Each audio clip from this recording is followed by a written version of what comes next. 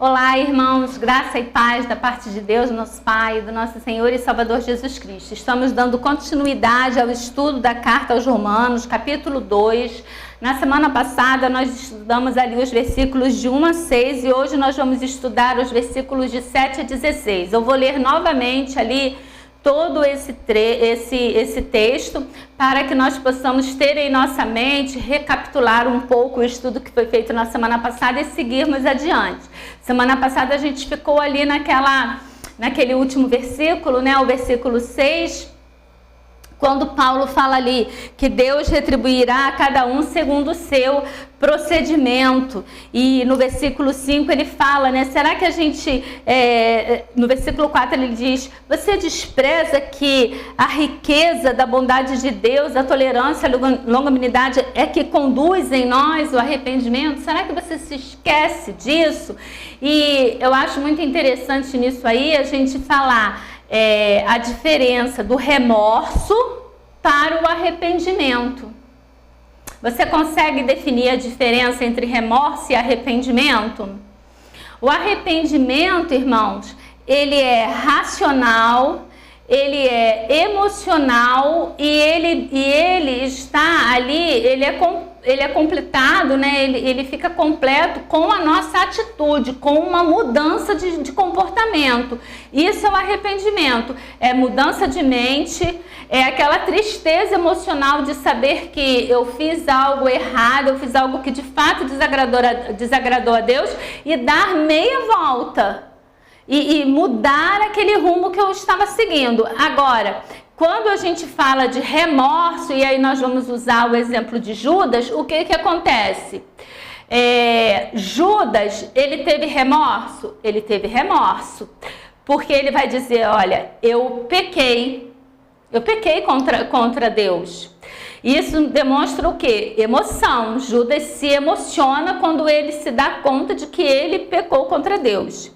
Tem tristeza? Tem, porque Judas, o que ele faz? Ele vai lá e ele quer devolver o dinheiro, mas os homens não aceitam o dinheiro. Agora, tem mudança de comportamento? Não, Judas, ele não vai lá e pede perdão, ele não tem arrependimento, ele vai lá e se enforca, ele morre ali com aquela emoção e aquela tristeza que envolvem o pecado dele.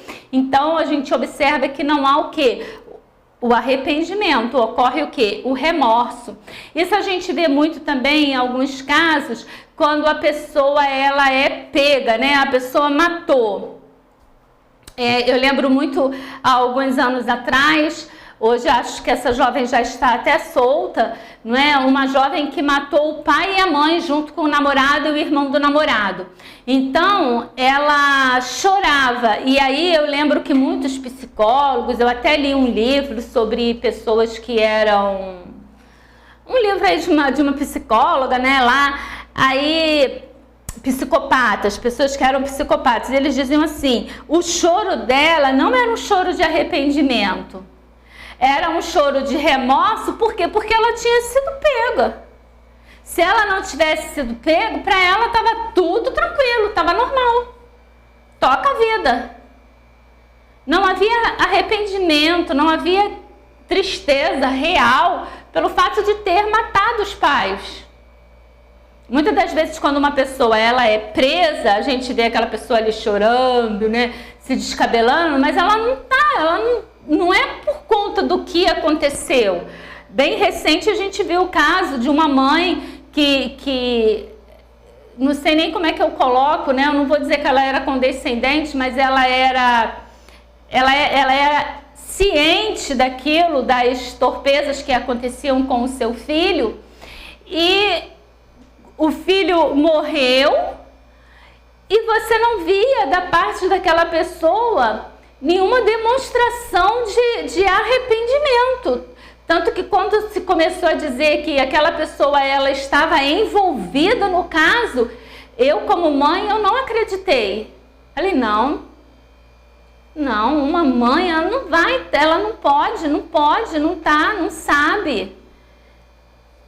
E, no entanto, ela sabia de todas as coisas, irmãos. E depois ela chorava e chorava, mas logo após enterro e tudo mais do que havia acontecido com a criança, você via a mãe agindo normalmente, tanto é que continuou ao lado do companheiro. Então, precisamos saber diferenciar arrependimento do remorso. Você realmente se arrepende dos pecados que você comete ou você tem remorso? E aí vamos então fazer a leitura.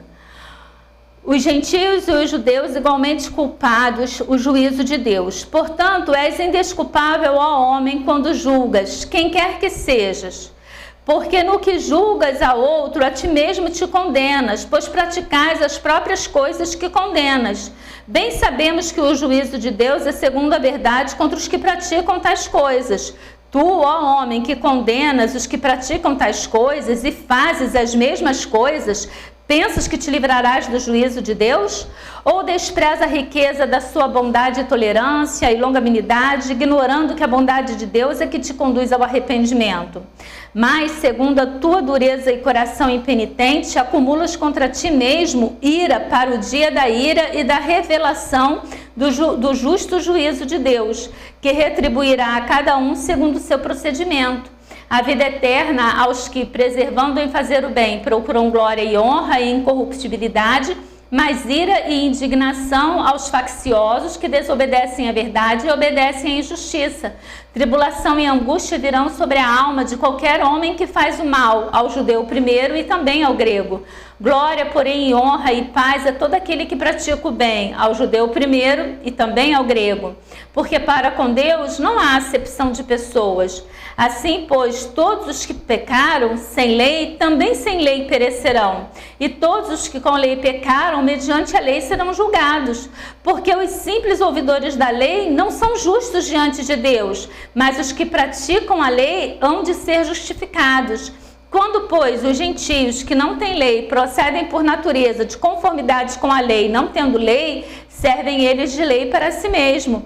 Eles mostram a norma da lei gravada no seu coração, testemunhando-lhe também a consciência e os seus pensamentos mutuamente, acusando-se ou defendendo-se. No dia em que Deus, por meio de Cristo Jesus, julgar os segredos dos homens de conformidade com o meu evangelho. Então aqui a gente vê que Paulo, ele está dizendo, olha, no dia do justo juízo de Deus, que retribuirá a cada um segundo o seu procedimento. E aí Paulo vai determinar a sentença. A vida eterna aos que, preservando em fazer o bem, procuram a glória, a honra e incorruptibilidade, mas ira e indignação aos facciosos que desobedecem à verdade e obedecem à injustiça. Então, nós seremos julgados de acordo com os nossos atos. Mais uma vez eu vou falar, a salvação não vem por meio das obras. Não é a lei que salva. O que salva é a fé. Pela graça sois salvos por meio da fé, e isto não vem de vós, é dom de Deus. Se não fosse a graça salvadora de Deus, irmãos, todos nós estaríamos condenados ao pecado. A graça nos alcançou. E aí eu não posso deixar de dizer, né, como Paulo diz, que eu sou devedor, tanto a judeus como a gregos, porque eu devo falar desse amor que me alcançou. Ele nos alcançou e nós precisamos espalhar esse amor. Não podemos nunca deixar de lembrar isso. Então Paulo está dizendo, você não é julgado, você não é salvo pelas obras, você é salvo pela graça, né, mediante a fé, e isso é um dom de Deus, é uma coisa dada por Deus. Agora, no dia da ira, no dia do julgamento, irmãos, nós seremos julgados mediante os nossos atos. E aí, tanto aqueles que, Paulo vai dizer, aqueles que conhecem a lei serão julgados mediante a lei, e os que não conhecem a lei serão julgados pelo conhecimento que eles têm. Eles não serão julgados mediante a lei, porque senão você poderia dizer assim, mas então o judeu, ele tem mais privilégio do que o não judeu, porque ele conheceu a lei, ele vai ser julgado pela lei, mas o não judeu, ele vai ser julgado pela lei, mas ele não conhecia a lei. Não. é um tribunal justo, é um justo juiz. Então, se eu conheço a lei, eu vou ser julgada mediante a lei. Se eu não conheço a lei, eu não vou ser julgada mediante a lei. Eu não conheço a lei. O que adianta Deus chegar lá no dia do juízo e falar assim, né, vamos pegar uma tribo indígena, aí vai pegar, o seu tupi não sei o quê.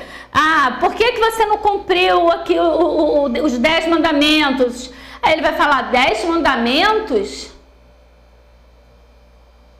Agora Deus vai poder dizer a ele sim, por que você olhou para a estrela, olhou para a lua, olhou para o céu e você adorou a ele, se dentro do seu coração você tinha consciência de que existia um ser superior que criou, administrava e mantinha o sol, a lua e as estrelas?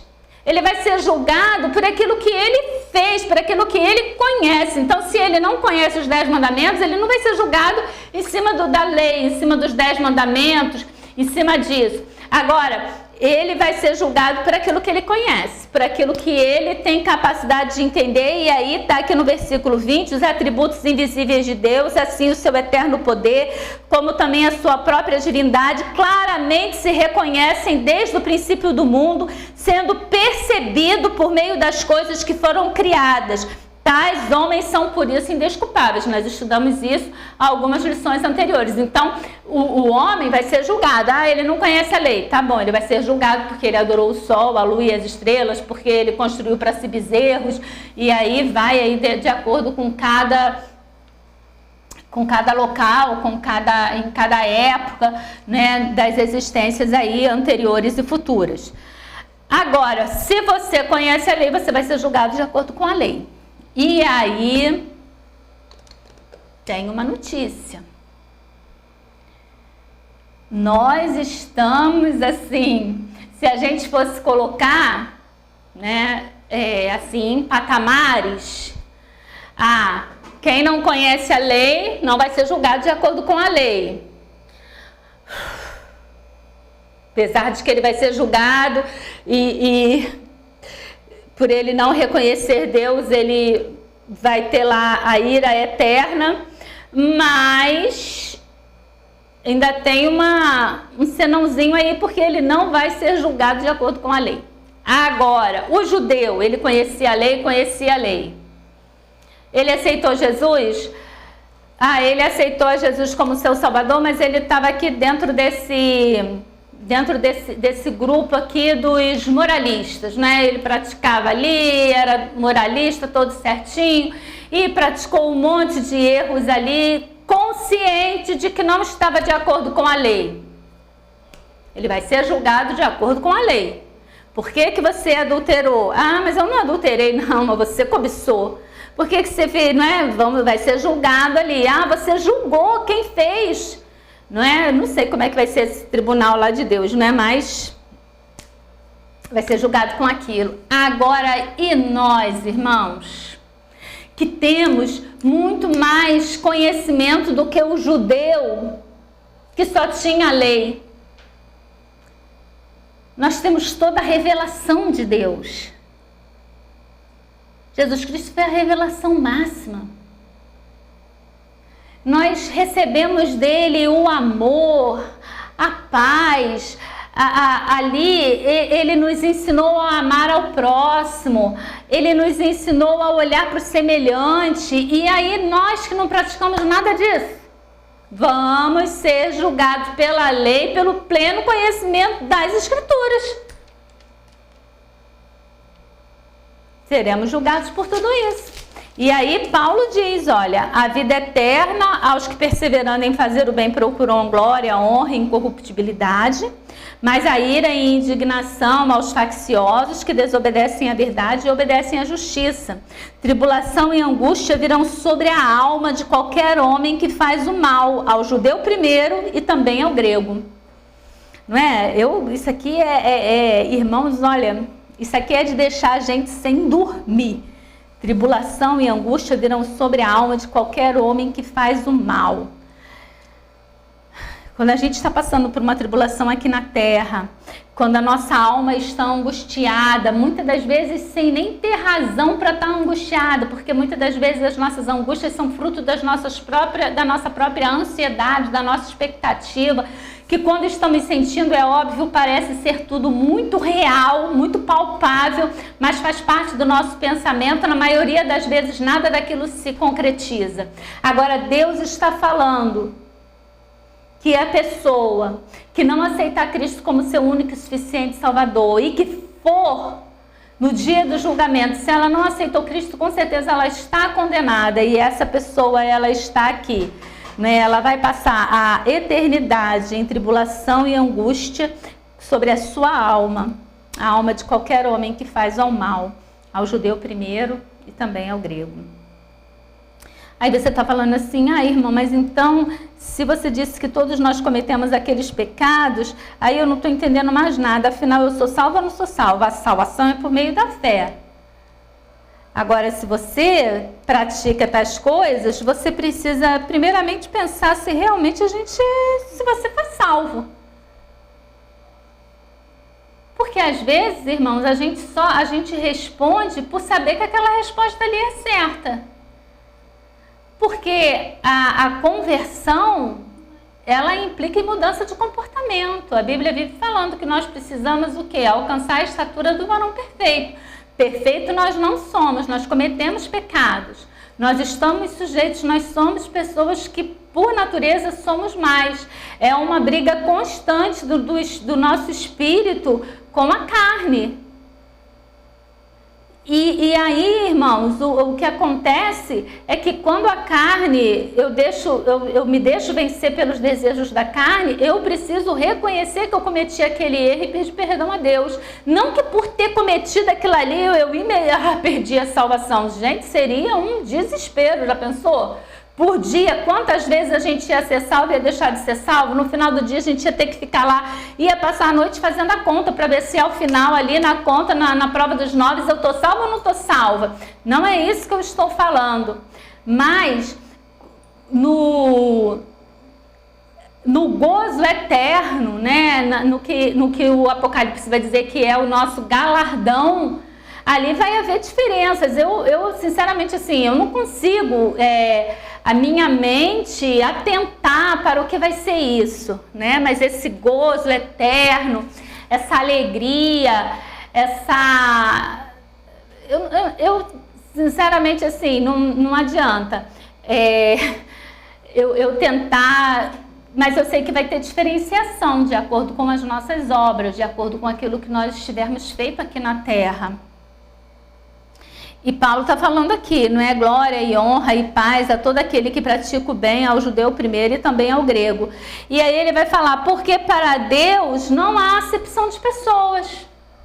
Para Deus não tem acepção de pessoas, não. Aceitou a Cristo, está salvo. Não aceitou a Cristo, você não é salvo, já está condenado. Para Deus não importa se é rico, não tem como subornar Deus, não tem como passar à frente na fila. Não tem nada disso. Então, ou você se arrepende, ou você aceita Cristo como seu único e suficiente Salvador e vai buscar uma vida de santidade, um crescimento espiritual constante, ou o negócio para o seu lado vai ficar um pouco feio. E ele diz assim, assim, pois, todos os que pecaram sem lei, também sem lei perecerão, e todos os que com a lei pecaram, mediante a lei serão julgados. Já falamos isso. Porque os simples ouvidores da lei não são justos diante de Deus, mas os que praticam a lei hão de ser justificados. O que ele está falando aqui, irmãos? Porque muitos judeus achavam que só de ouvir a lei, só de participar ali constantemente nas sinagogas, né, até depois da destruição do templo, alguns sacerdotes diziam que ouvir a lei substituía os sacrifícios. Eles achavam que só de ouvir a lei, aquele ritual ali de ouvir a lei, já poderia justificá-los, poderia salvá-los. Irmãos, ouvir a lei e não praticar, ir à igreja, sair da igreja, como se nem tivesse vindo, ou até pior do que quando você veio? Você veio para a igreja praticando um pecado. Você sai da igreja praticando o mesmo pecado, ou pecado até pior do que aquele. Você ser membro de uma igreja não te salva. Você não é salvo por ser religioso. Você não é salvo por pertencer a uma denominação ou a algum grupo religioso. Lembra o censo de antigamente, né? Aí você tinha lá o católico, você tinha aquele que se dizia, aí o censo perguntava, né? Qual a sua religião? Aí a pessoa se declarava católico, aí vinha assim, católico nominal ou católico praticante. Então, quando a gente pegava os livros de geografia, estava lá, o Brasil é uma nação, né, constituída em sua maior parte por pessoas católicas. Aí vinha lá o percentual que era praticante e o percentual que era nominal. Hoje, infelizmente, nós temos muito crente nominal, principalmente agora depois da pandemia. Eu não sei que esfriamento é esse que deu na alma de vocês. Bota foguinho aí e vai para a igreja, irmãos. Porque que negócio é esse? Agora fica em casa, aí assim, eu fico em casa porque em casa eu tenho acesso a culto no mundo inteiro, e aí eu posso ouvir diversos pastores, aí cada domingo a pessoa tem um pastor diferente. E aí, geralmente, o que acontece? Eu vou pelo aquele que me agrada. Esse aqui me agrada, olha, esse aqui, tá vendo? Ele fala de acordo com o que eu gosto, ele atende ao meu ego. E aí tem aquele pastor que vai lá e ele fala e parece que ele tá fazendo ali um coach espiritual. E aquilo ali me faz tão bem, eu saio dali com o meu ego tão elevado. Mas o culto não é isso. O culto é adoração a Deus. E a igreja é lugar de comunhão. A igreja, você não vem só para assistir o culto, você vem para participar do culto. Você vem para a igreja para você sair daqui mais cheio do que você chegou e para você sair daqui levando a mensagem, a boa nova que você ouviu aqui, que você compartilhou aqui para as outras pessoas. A igreja é para ser luz na terra, para ser sal da terra, luz do mundo. Entende? É aqui na igreja que a gente vai, a gente pratica aí missões, enviando missionários para outros lugares. Então, que tipo de crente é você que é um crente só televisivo? Um crente online?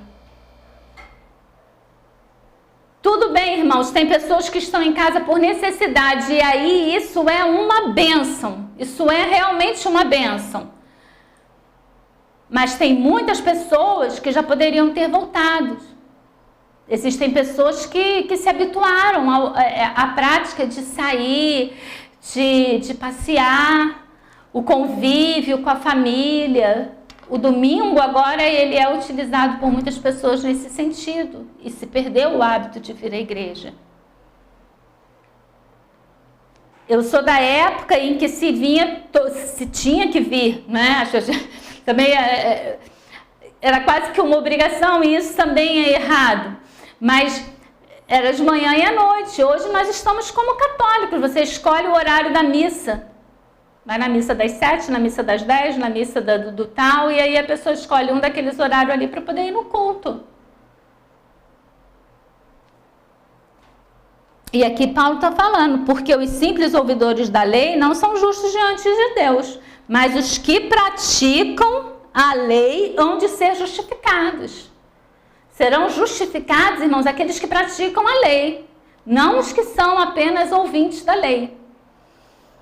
Quando, pois, os gentios que não têm lei procedem por natureza de conformidades com a lei, não tendo lei, servem eles de lei para si mesmo. Porque, irmãos, dentro de nós existe uma lei moral.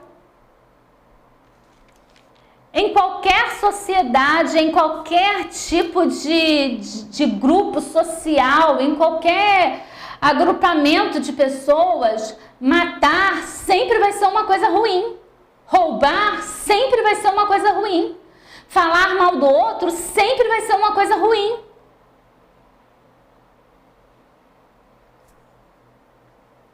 Você quer ver Adão e Eva, quando eles pecaram no Jardim do Éden? O que eles fizeram ao ouvir a voz de Deus? eles se esconderam no meio do jardim. Eles se esconderam por quê? Porque eles sabiam que eles tinham feito uma coisa errada. Porque eles estavam envergonhados, porque estavam nus. Caim, quando matou Abel, o que ele diz? Que Deus colocasse uma marca nele, não é? Porque senão as pessoas poderiam matá-lo por causa daquilo que ele havia feito, teria revanche com relação a ele. Isso tudo foi antes da lei, não tinha lei. Por que Jacó, quando passou a perna em Esaú, fugiu? Ele sabia que ele tinha feito uma coisa errada.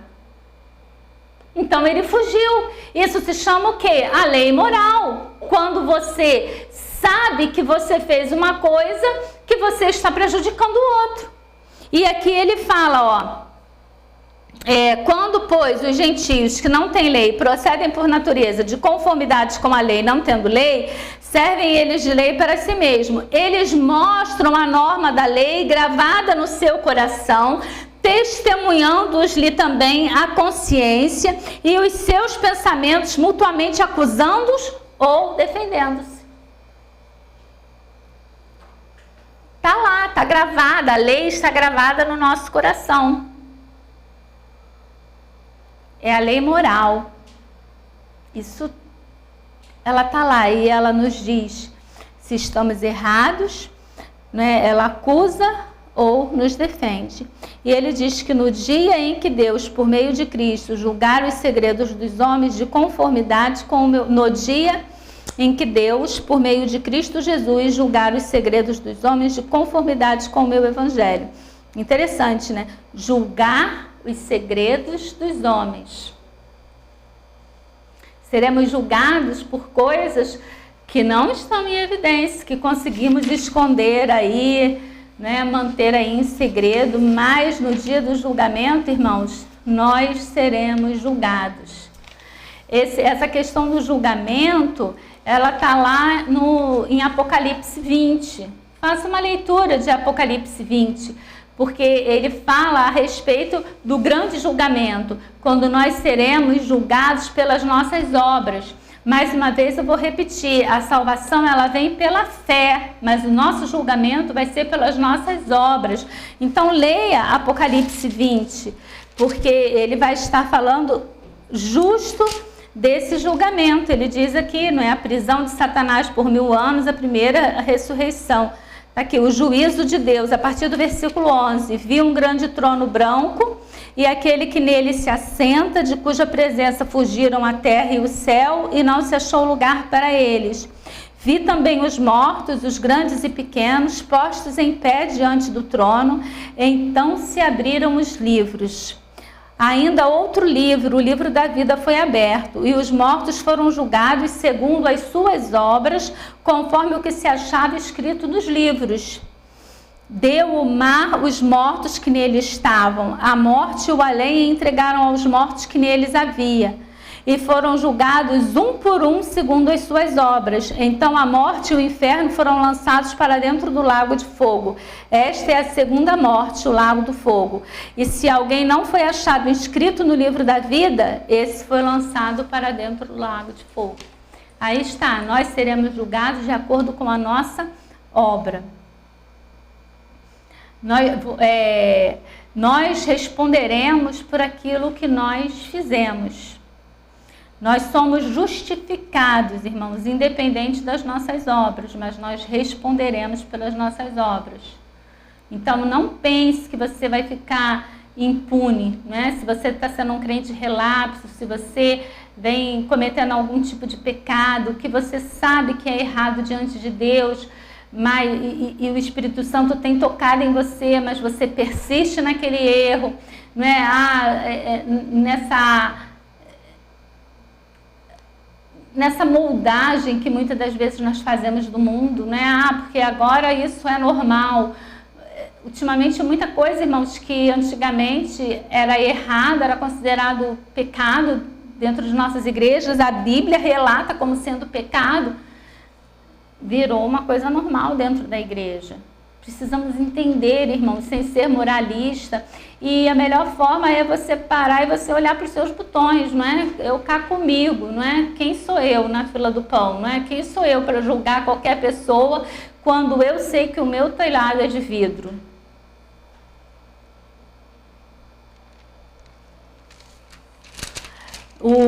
Uma outra referência que a gente pode fazer com relação a isso é 1 Coríntios 3, versículos de 11 a 15. O que 1 Coríntios nos fala?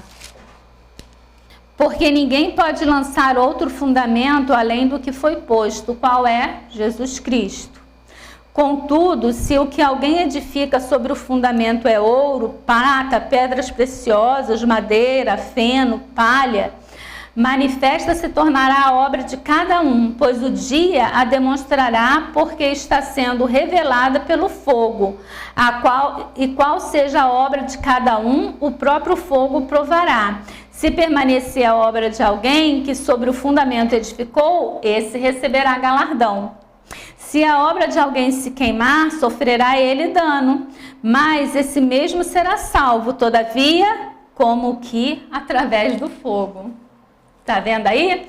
Agora deu para fechar legal. Salvação pela fé. Então você pode ser salvo, mas você vai ser julgado pelos seus atos. E aí Paulo também está falando aqui, não é? Como que o fundamento é Jesus Cristo. Então nós somos salvos mediante a fé em Cristo Jesus, nosso Senhor.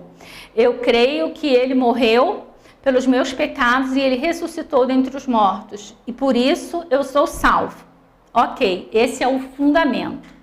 Aí ele vai dizer, como que eu edifico a minha vida espiritual? Como é que é a minha construção? Ela está fundamentada, não é? Edifica sobre o fundamento. Como é que você se edifica sobre o fundamento? Sobre a fé em Cristo? É com ouro? É com prata? É com pedras preciosas? É com madeira? É com feno? É com palha?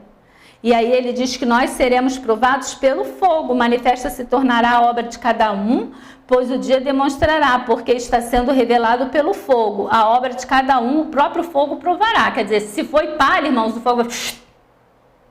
Se foi feno, ó, né? Se foi madeira, vai demorar um pouquinho para queimar, mas vai queimar também. Então, aí é que está a diferença. E aí ele diz, se permanecer a obra... Se a obra permanecer, a obra que esse alguém edificou, sobre o fundamento edificou, esse receberá galardão. Então, quem é que vai receber galardão? Quem a obra não for consumida pelo fogo. E ele vai dizer, se a obra de alguém se queimar, sofrerá ele dano, mas esse mesmo será salvo. Salvo ele é. Todavia, como que através do fogo. Foi salvo pelo fogo. Foi salvo... Não vou falar isso não. Não sabeis, pois, que sois santuário de Deus e que o Espírito de Deus habita em vós? Se alguém destruir o santuário de Deus, Deus o destruirá, porque o santuário de Deus que sois vós é sagrado. Então, irmãos, está aí bem claro, não é? Essa questão com relação à nossa fé, com relação ao juízo imparcial de Deus, que a religião não ajuda o homem. O que caracteriza uma pessoa salva é ouvir ou praticar. Você leva essa pergunta para a sua consciência, para a sua cama, né? Na hora de dormir, você fica ali remoendo isso aí. O que caracteriza uma pessoa salva? É ouvir ou praticar. Você pode ouvir sermão o dia inteiro, se aquilo ali não te encheu a ponto de você sair querendo praticar, colocar, né, aquilo ali em evidência, espalhar que Jesus Cristo... Como que pode uma pessoa salva não ter o desejo de espalhar essa boa nova? Né? Ela ouve falar da boa nova, ela aceitou a boa nova, mas ela não tem desejo. Então, tá aí. Que o Senhor possa estar nos abençoando, que Ele possa estar nos dirigindo, né? E nós possamos estar realmente, irmãos, pegando isso aqui, aprendendo é um dos pontos mais importantes para a nossa vida espiritual, para o nosso crescimento, para a nossa vida futura. Né? Tá falando da nossa vida eterna. Aí como é que vai ser? Você vai sofrer dano porque sua obra foi de palha, você passou a vida aqui de boa, tendo uma vida cristã aí, a revelia, e vai passar a eternidade tendo sido provado no fogo. Né? Que o Senhor possa estar nos abençoando e dirigindo nossas vidas. Amém.